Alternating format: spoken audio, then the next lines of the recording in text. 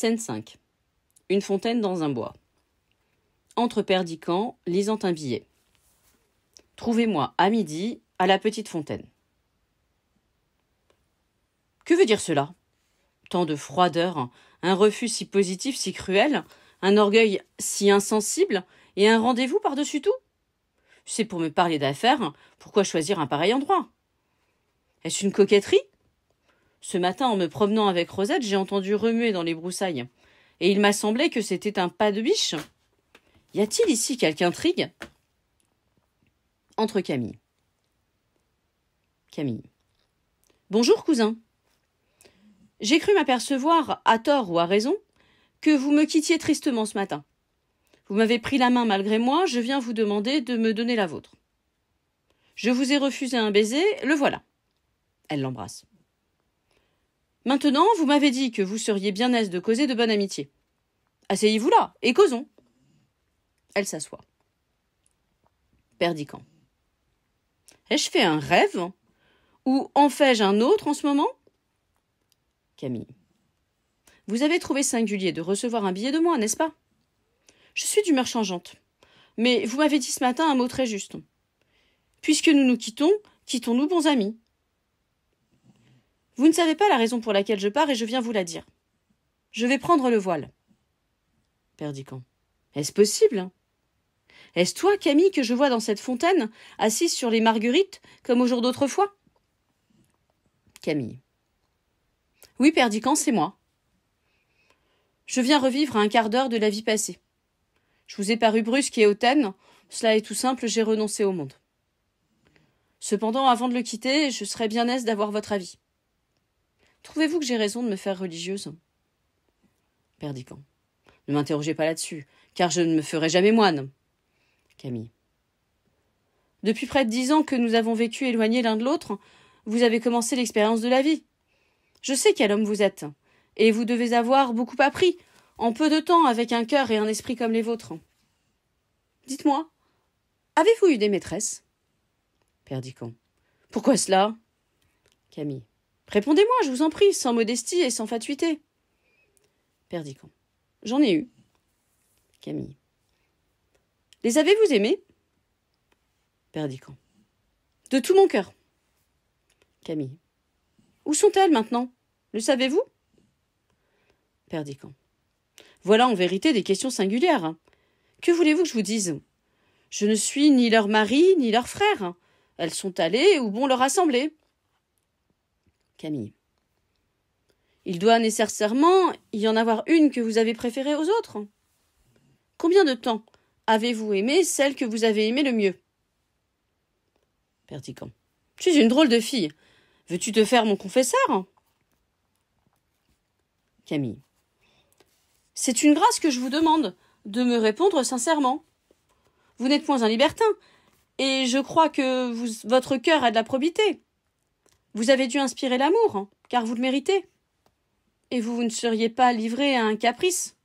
Répondez-moi, je vous en prie. Perdican. Ma foi, je ne me souviens pas. Camille. Connaissez-vous un homme qui n'ait aimé qu'une femme? Perdican. Il y en a certainement. Camille. Est-ce un de vos amis? Dites-moi son nom. Perdican. Je n'ai pas de nom à vous dire, mais je crois qu'il y a des hommes capables de n'aimer qu'une fois. Camille.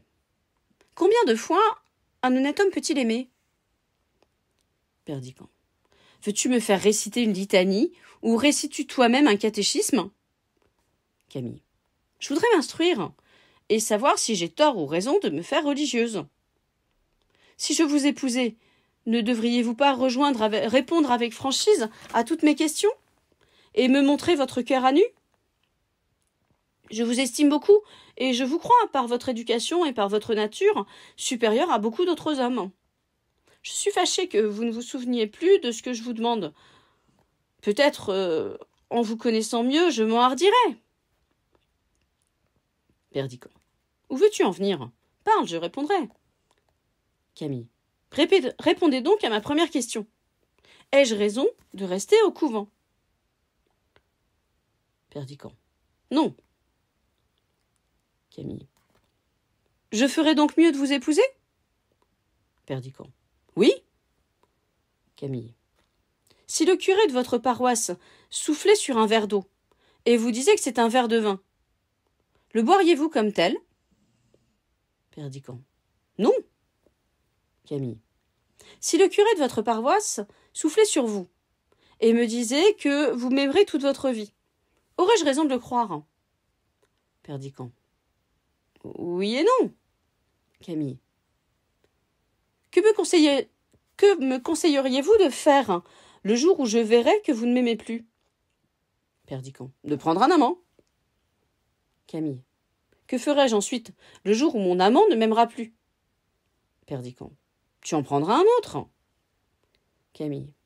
Combien de temps cela durera-t-il? Perdiccand. Jusqu'à ce que tes cheveux soient gris, et alors les miens seront blancs. Camille. Savez-vous ce que c'est que les cloîtres, Perdiccand? Vous êtes-vous jamais assis un jour entier sur le banc d'un monastère de femmes? Perdiccand. Oui, je m'y suis assis. Camille. J'ai pour amie une sœur qui n'a que 30 ans et qui a eu 500 000 livres de revenus à l'âge de 15 ans. C'est la plus belle et la plus noble créature qui ait marché sur terre. Elle était pairesse au Parlement et avait pour mari un des hommes les plus distingués de France. Aucune des nobles facultés humaines n'était restée sans culture en elle. Et comme un arbrisseau d'une sève choisie, tous ces bourgeons avaient donné des ramures. Jamais l'amour et le bonheur ne poseront leur couronne fleurie sur un flanc plus beau. Son mari l'a trompée. Elle a aimé un autre homme, et elle se meurt de désespoir. Perdiccand. Cela est possible. Camille. Nous habitons la même cellule, et j'ai passé des nuits entières à parler de ces malheurs. Ils sont presque devenus les miens. Cela est singulier, n'est-ce pas? Je ne sais trop comment cela se fait.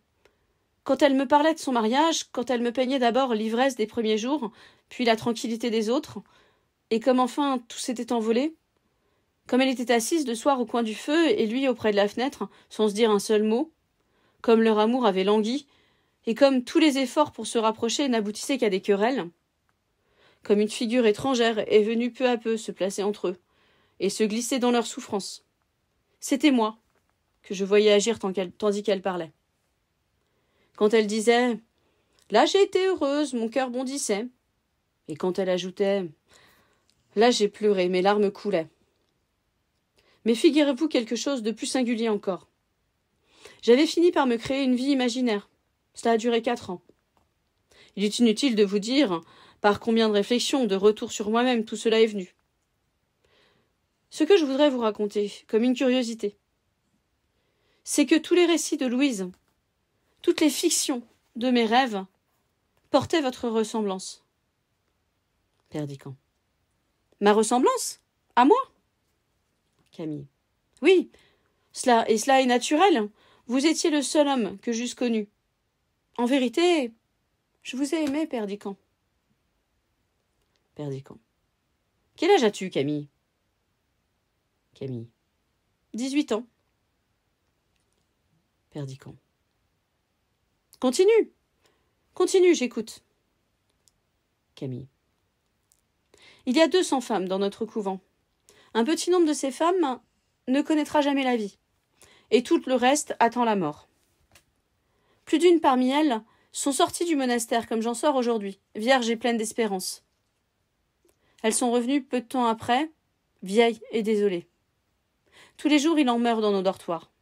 Et tous les jours, il en vient de nouvelles prendre la place des mortes sur le matelas de crin. Les étrangers qui nous visitent admirent le calme et l'ordre de la maison. Ils regardent attentivement la blancheur de nos voiles, mais ils se demandent pourquoi nous les rabaissons sur nos yeux. Que pensez-vous de ces femmes, Perdiccand? Ont-elles tort ou ont-elles raison? Perdiccand. Je n'en sais rien. Camille. Il s'en est trouvé quelques-unes qui me conseillent de rester vierge. Je suis bien aise de vous consulter. Croyez-vous que ces femmes-là auraient mieux fait de prendre un amant et de me conseiller d'en faire autant? Perdiccand. Je n'en sais rien. Camille. Vous aviez promis de me répondre. Perdiccand. J'en suis dispensée tout naturellement. Je ne crois pas que ce soit toi qui parles. Camille. Cela se peut. Il doit y avoir dans toutes mes idées des choses très ridicules. Il se peut bien qu'on m'ait fait la leçon et que je ne sois qu'un perroquet mal appris. Il y a dans la galerie un petit tableau qui représente un moine courbé sur un missel. À travers les barreaux obscurs de sa cellule grise, un faible rayon de soleil, et on aperçoit une locanda italienne devant laquelle danse un chevrier. Lequel de ces deux hommes estimez-vous davantage? Perdiccand. Ni l'un ni l'autre, et tous les deux. Ce sont deux hommes de chair et d'os. Il y en a un qui lit et un autre qui danse. Je n'y vois pas autre chose. Tu as raison de te faire religieuse. Camille. Vous me disiez non tout à l'heure? Perdiccand. Ai-je dit non? Ça est possible. Camille. Ainsi vous me le conseillez? Perdiccand. Ainsi tu ne crois à rien? Camille. Lève la tête, Perdiccand. Quel est l'homme qui ne croit à rien? Perdiccand se levant. En voilà un. Je ne crois pas à la vie immortelle. Ma sœur chérie, les religieuses t'ont donné leur expérience, mais crois-moi, ce n'est pas la tienne. Tu ne mourras pas sans aimer. Camille. Je veux aimer, mais je ne veux pas souffrir. Je veux aimer d'un amour éternel et faire des serments qui ne se violent pas. Voilà mon amant. Elle montre son crucifix. Perdiccand. Cet amant-là n'exclut pas les autres. Camille. Pour moi, du moins, il les exclura. Oh, ne souriez pas, Perdiccand. Il y a 10 ans que je ne vous ai vu, et je pars demain. Dans 10 autres années, si nous nous revoyons, nous en reparlerons. J'ai voulu ne pas rester dans votre souvenir comme une froide statue, car l'insensibilité mène au point où j'en suis. Écoutez-moi. Retournez à la vie. Et tant que vous serez heureux, tant que vous aimerez comme on peut aimer sur la terre, oubliez votre sœur Camille. Mais s'il vous arrive jamais d'être oublié, ou d'oublier vous-même, si l'ange de l'espérance vous abandonne, lorsque vous serez seul, avec le vide dans le cœur, pensez à moi, qui prierai pour vous. Perdiccand. Tu es une orgueilleuse. Prends garde à toi. Camille. Pourquoi? Perdiccand. Tu as 18 ans et tu ne crois pas à l'amour? Camille. Y croyez-vous, vous qui parlez? Vous voilà courbé près de moi avec des genoux qui se sont usés sur les tapis de vos maîtresses, et vous n'en savez plus le nom.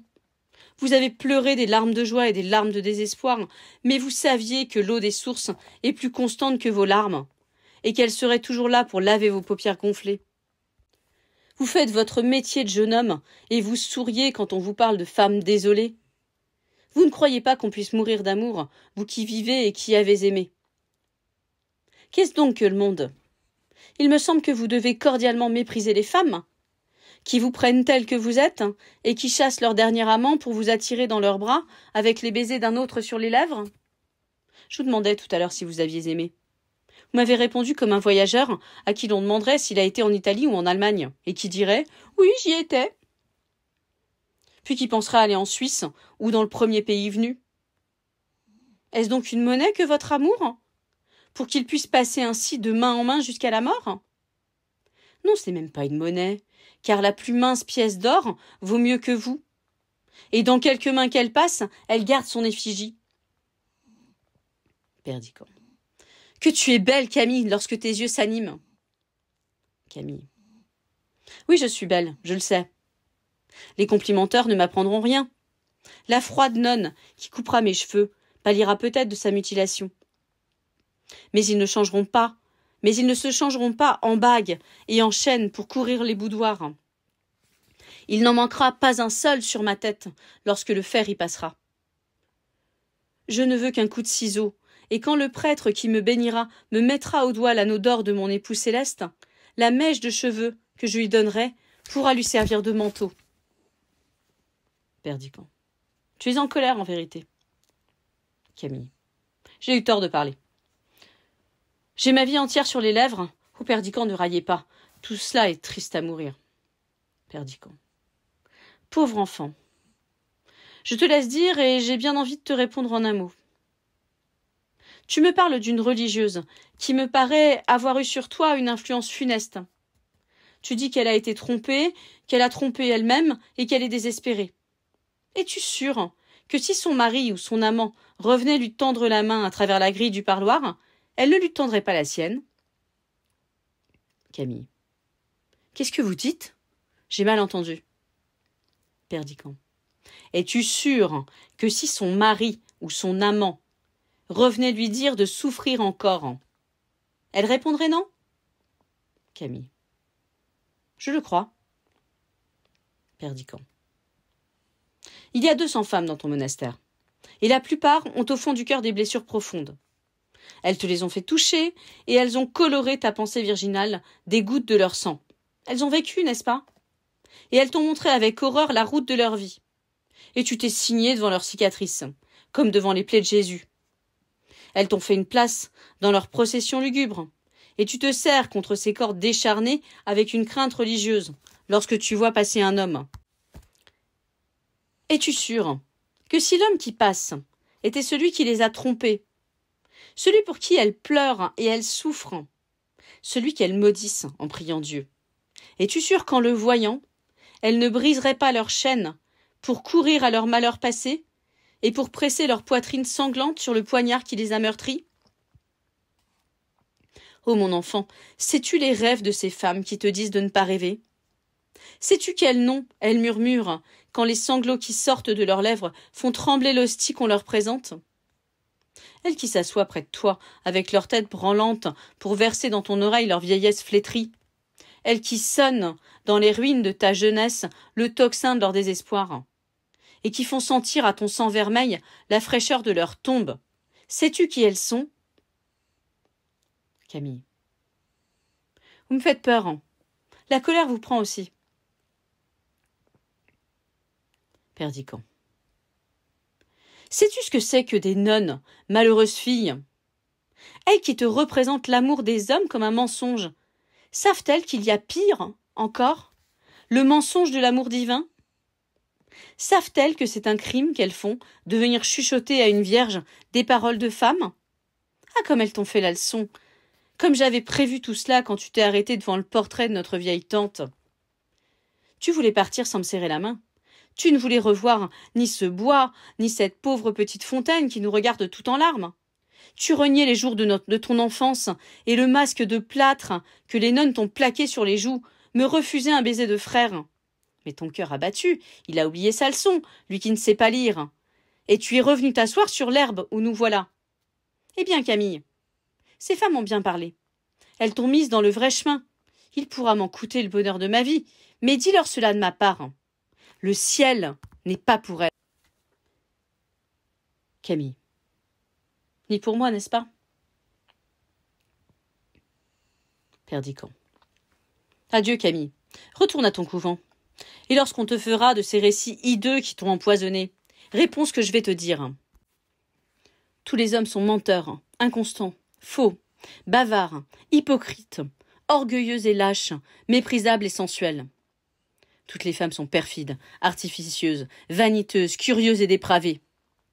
Le monde n'est qu'un égout sans fond, où les phoques les plus informes rampent et se tordent sur des montagnes de fange. Mais il y a au monde une chose, sainte et sublime. C'est l'union de ces deux êtres si imparfaits et si affreux. On est souvent trompé en amour, souvent blessé, souvent malheureux. Mais on aime. Et quand on est sur le bord de sa tombe, on se retourne pour regarder en arrière et on se dit « J'ai souffert souvent, je me suis trompé quelquefois, mais j'ai aimé. C'est moi qui ai vécu, et non pas un être factice, créé par mon orgueil et mon ennui. » Il sort.